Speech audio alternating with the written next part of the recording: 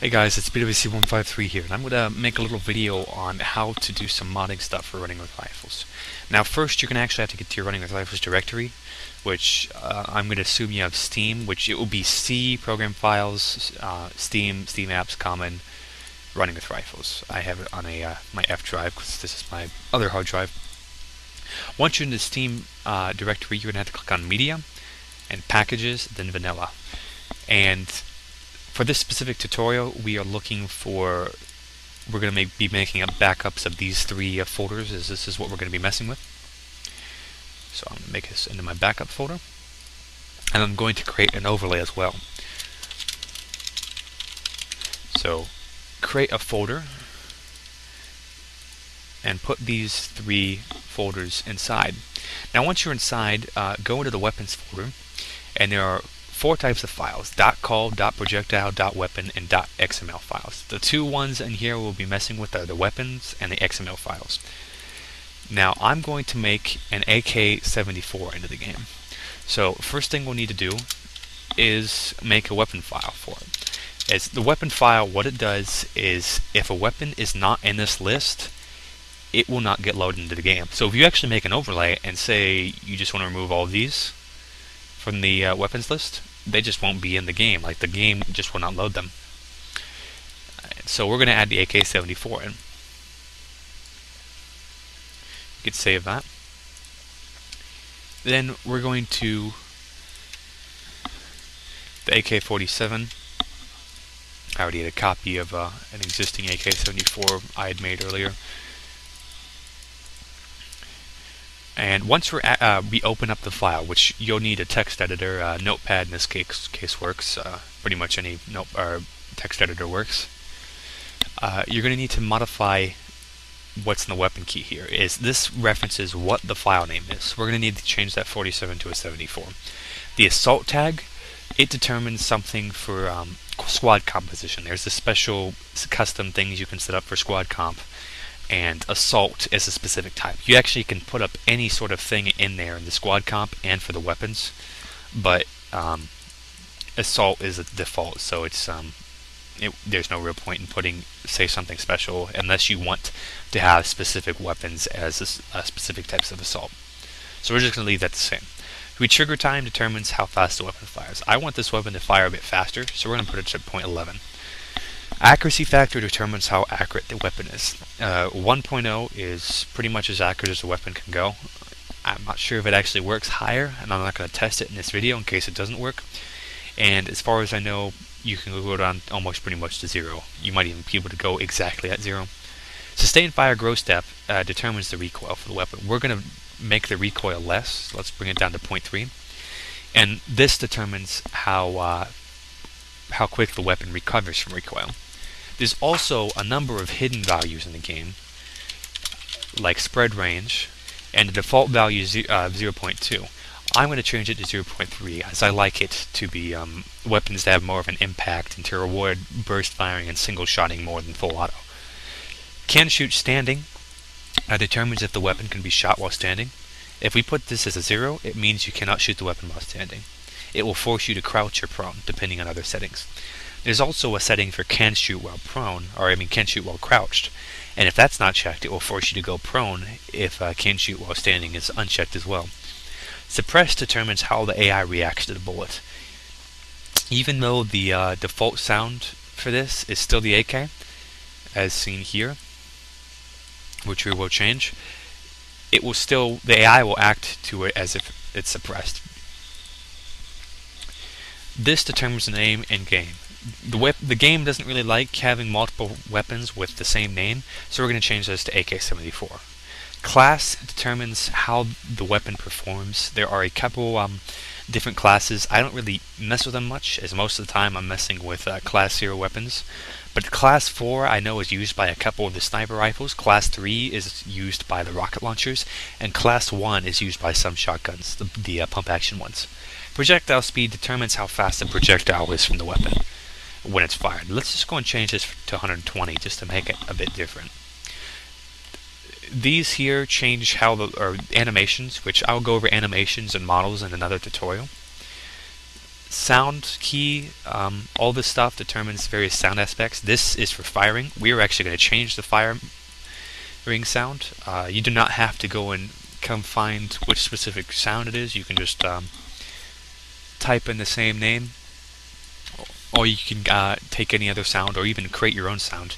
If you were to create your own sound, all you would do is you need to put a .wav file in here, or I think it might even work with some other types of sound files, and you just say create a name for it, and then put the corresponding name, and if you have a different file type, you put the corresponding file type in there as well. I won't be doing that though, I was just doing that for demonstration. So this here determines when the soldier reloads. There are a couple, 3 parts of the animation, or of the sound to it. There is the magazine out, when the soldier pulls the magazine out to load a new one in. That's this sound. When he puts it back in, that's this sound. And when he actually cycles the chamber to put a new round, or he cycles the charging handle to put a new round in the chamber, this is what the sound that will be playing. So if you wanted, say, to make some futuristic sound, like say a futuristic weapon, you could perhaps make a variety of different sounds to better suit your purposes rather than the defaults. Impact determines what the sound of the weapon makes when it actually hits the ground. This would be used for, say, if you are making a weapon that is a lot heavier and you want the impact to have a lot more oomph to it. And the model file name determines how the weapon looks in game. As I said, I'll be going over models and animations in another tutorial. And the AK-74, for running with rifles purposes, would look almost identical to the AK-47, as the voxels are not small enough to be detailed enough, and the view is too far away to see any differences between the AK-74 and 47. The HUD icon determines how the HUD icon for the weapon works. I'm not familiar really with image editing much, so I won't get into this, and if I were to get into this, it would be in another tutorial. Inventory encumbrance determines how much the weapon weighs. The default running with rifles character, unless modded, can hold 11 spaces. So, or I mean, can hold 10 spaces. So if you have 11 and you put this weapon in your backpack, you can't run it anymore. You have to go and walk around. We're going to change this to 5 just for demonstration purposes. Also, the price determines how much the weapon will sell for and how much it will buy for. We're going to set it to 5 also for demonstration purposes. There is no bias towards the seller, like in most games when you're buying or selling something from, or when I say the seller, from the vendor, when you're buying or selling things from an armory. The projectile file is really only relevant if you're messing with the projectile. In our case, all weapons that shoot bullets will use bullet.projectile. If you wanted to make a weapon that did damage to vehicles, this is where you'd probably be messing with the projectile files. Particularly if you're making, say, a weapon that does damage to vehicles, but you don't want it to be doing as much damage to vehicles, or if you want it to have a different effect in comparison to other weapons. Say if you wanted to make an anti-tank rifle, you would have to create a new projectile, as the damage to vehicles is actually contained in the projectile file, as vehicles actually have a health point system. Soldiers do not have a health point system, and here's all we will have for messing with how the weapon does damage to soldiers. In running with rifles, there is a kill chance. The AK-47 has a 55% kill chance. So when a bullet hits someone, there's a 55% chance it kills them and a 45% chance nothing happens. We're going to change this to 0.5 to be more in line with the 5.56 weapons, as 5.45 is pretty much pretty similar in ballistic capabilities to a 5.56. The kill decay start time, as soon as this time in seconds is passed, the bullet will start becoming weaker until it eventually finally decays. I'm not sure if the kill decay end time is more if it's for when the bullet stops decaying, or if when the bullet completely disappears. Since, as I said, the weapon has a bit similar ballistic capabilities to the 5.56 weapons, I'm going to change this to what the 5.56 weapon has. But remember, right, the G36 has a 35 and the G36 has a 0.7. By the way, if a value has 2 decimal places, you don't need 2 decimal places on it. It doesn't have to be a 70. It can just be 0.7. Same for the commonest value, which I skipped. The commonest value is not based on a 0 to 1 number. It's actually based on the total combined. So if you have, say, 10 weapons and the total commonest value is 0.2, this means this has a 10% chance of showing up. If you change this to 0.4, the commonest value is then 2.2. Alright, the communist value is the total communist value is 2.2. So you'd be having 0.4 to 2.2, or 1 in 11 chance. This determines the impact on speed the player gets when they're carrying the weapon. I'm not sure if this is a percentage or it's just a fixed rate. But for players, this can go up or down. If I remember right, submachine guns actually do go up, or they don't have an impact. I haven't remember what specific things Pasic has done. So for this weapon, actually, we are pretty much good to go and test it in game for doing stuff for the weapon itself. We're actually going to have to still do one more thing and go into the factions. We're going to go into Gray, because Gray was the original faction to have the AK, and we're going to make a copy of the G36 here and change it to AK-74. Once we save that, we are actually good to just cut and paste the entire My First Mod file or folder into the Running with Rifles directory. Now there's one thing we actually can do, and we can get rid of every single file we're not messing with. So we actually can get rid of all of the sounds folder, and we actually can get rid of everything except all weapons and AK-74.weapon, just to limit the size of our mod if we're really messing with a whole bunch of stuff. Like say if you're messing with a couple of the vehicles, you don't want to include all of the vehicle models in the game. Or if you're messing with sounds, you really don't need all of the sounds in the game. But for this demonstration, we will have it. So once you have that done, cut and paste your model or your mod folder into Running with Rifles Media, and you'll have to create this folder unless you've already installed some other mods. Overlays. It's one word, there's an S at the end, and you paste it in there. And once that's done, you can start the game.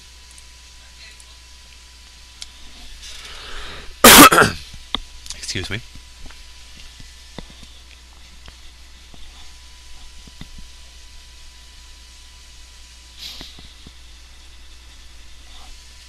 And you'll load the map of your choosing. And once you've done that, enable your mod and the setup mods directory. And by the way, if you change the map, each map has mods enabled differently. So make sure if you change the map, if you change your mind on what map it is, you set up the mod accordingly. So now we are ready. We're going to swap to just get rid of green, so gray is the default, so I have to start a new game as gray.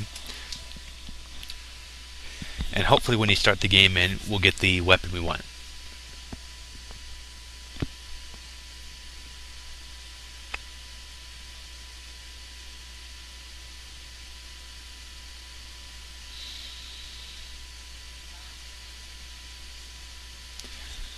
As I said, I have some actually I didn't mention this. Yeah, I have some mods running. I was messing around with the models earlier, and what I was specifically doing was I was making for gray, just making some models for the zombie mod. Now it appears my weapon is not showing up. Let's look around at some of the other guys running around.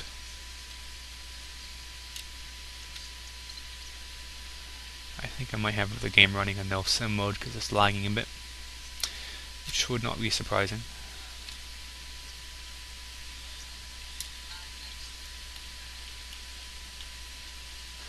Yeah, the weapon is not showing up, so we're going to go check and see what it was that I messed up. I'm also going to check to see if I have running in 5.1 on no sim mode, and that I do. That would be why. No sim mode, by the way, if you're not familiar, causes the game to it causes the game to basically load everything at once, as by default the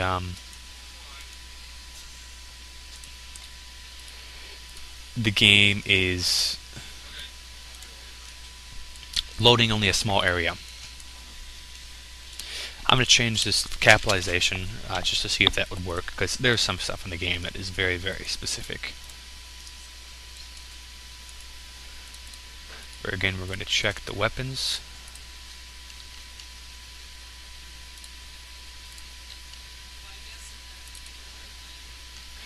That's in there.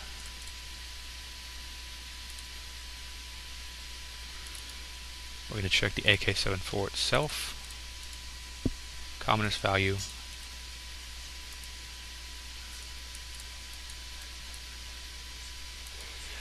Okay, that should be working. We'll double check the gray.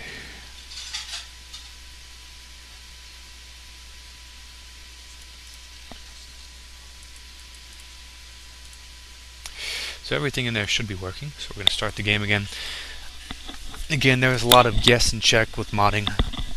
I generally know what I'm doing, and as you can see, I'll make a mistake on occasion. This is relatively easy in comparison to doing some other stuff.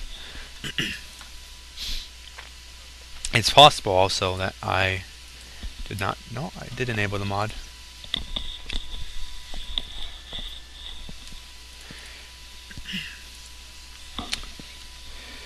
So, again, just double check some stuff. Yep, should be working.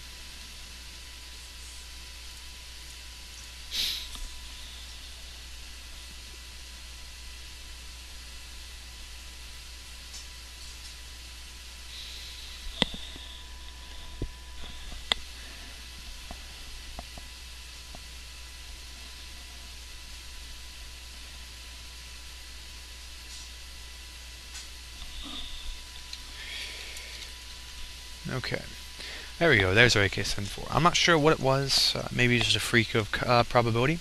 But let's check. It costs 5 RP. We put it on the ground, not the backpack. Whoops. It's 50% full.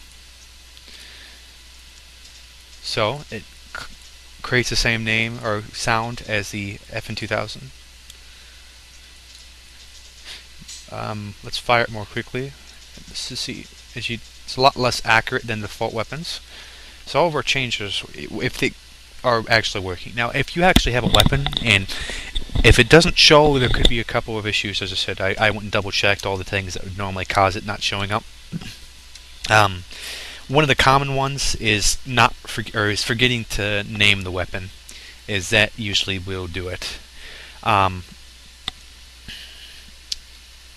Or forgetting to, as I said, mess with the file name thing inside the actual weapon files. But if you actually have a weapon loaded in game, pretty much all your changes you actually did physically with the weapon will work. If it doesn't, then the weapon would not load in the game, or it would crash the game. If you're messing with a weapon that's already in the game, that's of course a bit different. But so as we can see, the weapon works. The models which I've had running for gray right now for that zombie mod are also working. And this will be the end of the weapons tutorial. I'll make more tutorial videos later, but this is a real basic one. I figure that it can help quite a few people.